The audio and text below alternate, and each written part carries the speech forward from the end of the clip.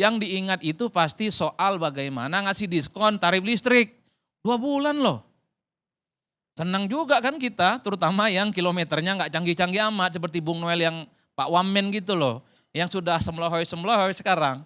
Itu senang terus terang, tapi sekali lagi survei opini publik itu kan sifatnya dinamis.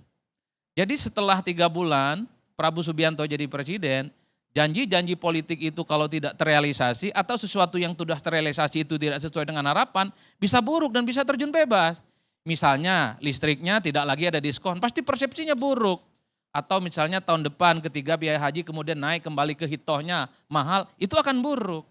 Itulah yang saya kira survei opini publik itu jangan memang dijadikan sebagai dewa, bahwa dia adalah ukuran segala-galanya. Yang bisa dipetik adalah dia adalah potret mutakhir dan terkini dari mana pendapat-pendapat publik. Dan secara metodologi, survei opini publik itu dianggap representatif dan bisa diklaim bahwa dianggap mewakili keseluruhan pendapat masyarakat secara umum. Itu nggak bisa dibantah, ini mazhab dalam ilmu politik. Kalau Anda mau bantah bikin jurusan ilmu politik tandingan. Tapi bahwa survei opini publik itu juga bukan tanpa kritik ada. Karena misalnya seringkali survei-survei yang dilakukan secara terbuka, pertanyaannya tertutup, Bapak Ibu apakah Anda puas dengan Jokowi dan Gibran? Jadi pilihannya cuma 2, puas dan tidak. Tidak misalnya ditanya secara beruntun, apa yang kemudian membuat Anda itu puas, apa yang kemudian membuat Anda tidak puas. Kan itu yang tidak terpotret dalam survei udah. Kalau di background satu-satu tentu pertanyaan surveinya panjang dan membutuhkan logistik yang juga panjang. Jadi pertanyaan di survei itu seringkali kenapa tertutup? Ya karena memang pertanyaannya terbatas. Itu pertama ya. Nah yang kedua, argumen yang sifatnya kualitatif. Ini yang kemudian saya coba untuk breakdown. Jadi ketika muncul persepsi publik, survei-survei yang muncul 80% yang percaya terhadap Prabowo dan Gibran, itu banyak yang protes. Kenapa?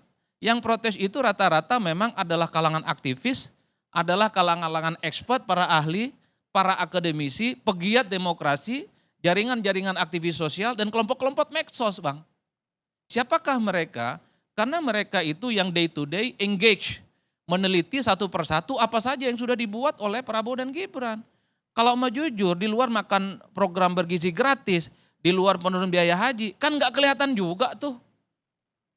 Kegiatan-kegiatan yang sifatnya menonjol, paling di luar itu hanya sebatas janji dan sebatas perencanaan. Misalnya soal janji ingin mendirikan 3 juta rumah rakyat, per hari ini masih gelap gulita. Kapan itu barang dimulai? Sekalipun rumah untuk rakyat itu 3 juta, kan nggak ada jaminan. Apakah itu betul-betul gratis atau akad kreditnya dipermudah? Kan belum clear juga, Bang.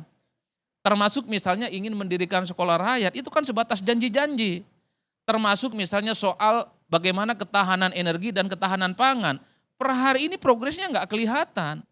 Jadi wajar kalau kemudian survei-survei kualitatif seperti Celios yang kemarin merilis itu, Center of Economy and Law Studies kalau tidak salah, itu ngasih rapornya merah. Prabowo misalnya hanya dikasih skor 5 dari 10. Gibran lebih parah lagi, dikasih skor 3 dari 10. Itu 3, lumayan Bang. Abang ngasih berapa? Udah lumayan ya. Nah itu yang saya kira per hari ini, tarung opini antara preferensi yang menggunakan survei opini publik dengan yang berbasiskan kualitatif itu juga perang-perangan yang sering dipakai. Problemnya adalah kita itu meyakini sebuah fakta tergantung selera politik. Kalau publik itu merasa dekat dan menjadi bagian dari kubu pemerintah, pasti yang digunakan referensinya adalah survei Litbang Kompas. Dan survei yang kemudian membuat Prabowo dan Gibran itu puas di atas segala-galanya. Tapi sebaliknya, kalau suasana hati yang kemudian menjadikan masyarakat itu kritis, anti pemerintah, dan menganggap Prabowo dan Gibran itu belum bekerja, pasti menggunakan survei-survei kualitatif seperti Celios sebagai preferensi utama. Makanya kalau kemudian saya simpulkan, kira-kira bagaimana pendapat saya terkait dengan 100 hari kinerja Prabowo dan Gibran? Ya sedang-sedang saja, tak baik dan tak buruk. Saya kan memang mazhabnya ingin menyenangkan semua pihak Bang Karni. Ingin mengatakan bahwa Prabowo belum bekerja, tentu agak sedikit bohong dan munafik. Apapun judulnya program makan bergizi gratis sudah berjalan kok. Sekalipun tahap awal itu 1 juta, banyak compang-camping kanan kiri, menggelontorkan dana 71 triliun itu nggak gampang. Meski banyak juga statement-statement yang menjebalkan gitu ya, yang seakan-akan ini ingin menutupi bagaimana anggaran kita memang nggak siap buat makan bikin gratis. Misalnya disarankan untuk kelor untuk dikonsumsi. Aduh Bapak Ibu, tanpa diinstruksikan sekalipun kita yang petani makan daun kelor sampai sekarang kok. Enak betul itu. Dan kita baru tahu daun kelor itu ternyata masuk program strategis nasional. Jangan juga bikin statement-statement yang seakan-akan serangga, apalagi itu ulet, apalagi itu belalang. Iya betul, tapi kan literasi kita kan sangat rendah. Pikiran kita yang disebut dengan makanan bergizi itu adalah daging, sayur, susu dan seterusnya. Ditambah statement-statement yang kemudian kontraproduktif, seakan-akan program makan bergizi gratis itu kontraproduktif.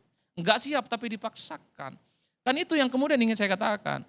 Tapi bahwa mengatakan Prabowo Subianto sama Prabowo dan Gibran itu sukses betul, kita juga terlampau lebay Bang. Pertama, Jokowi dan Prabowo itu memang identik untuk satu kepentingan politik yang sama.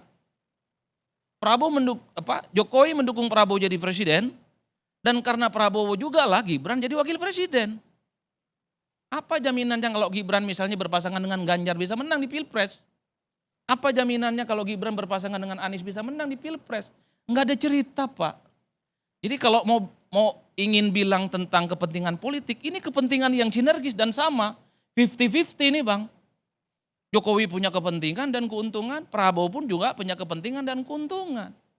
Jadi ini adalah titik temu yang mestinya sudah. Jokowi dan Prabowo itu adalah identik dan sama, karena Jokowi sudah menjadikan Prabowo jadi presiden, dan Prabowo sudah membantu Jokowi menjadikan anaknya sebagai wakil presiden. Clear. Apalagi yang mau ditentang-tentangkan Bang.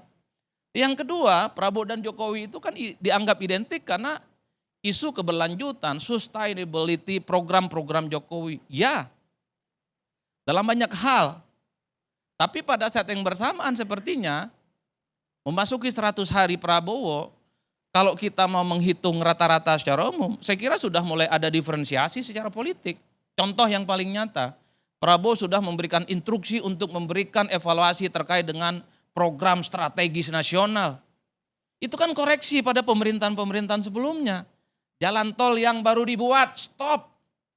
Karena anggaran kita itu layak mutu walayah, ya nggak jelas. Evaluasi dulu, karena ada program strategis yang sifatnya lebih konkret untuk kepentingan rakyat, yaitu makan program bergizi gratis. Dulu Jokowi waktu jadi presiden, yang dilakukan pertama kali itu adalah bagaimana membangun infrastruktur yang diyakini sebagai upaya untuk melakukan pemerataan ekonomi dan kesejahteraan yang jauh lebih komprehensif, bukan hanya di Jakarta dan di Jawa. Itu mazhab Jokowi. Prabowo beda, bukan mazhab infrastruktur.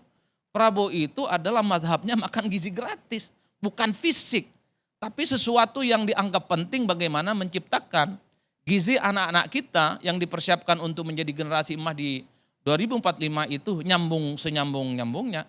Di situ saja sudah berbeda. Artinya apa? Secara alamiah, tanpa dibentur-benturkan sekalipun, Jokowi dan Prabowo itu perlahan berbeda Bang Karni. Belum lagi misalnya style politik Jokowi dengan Prabowo beda kok. Prabowo kemana-mana ke luar negeri pasti borong buku. Ke India borong buku, ke Washington borong buku, kemana-mana borong buku. Jokowi enggak Bang. Jangankan borong buku dari luar negeri, luar negerinya juga jarang. Diwakilkan oleh menteri-menterinya.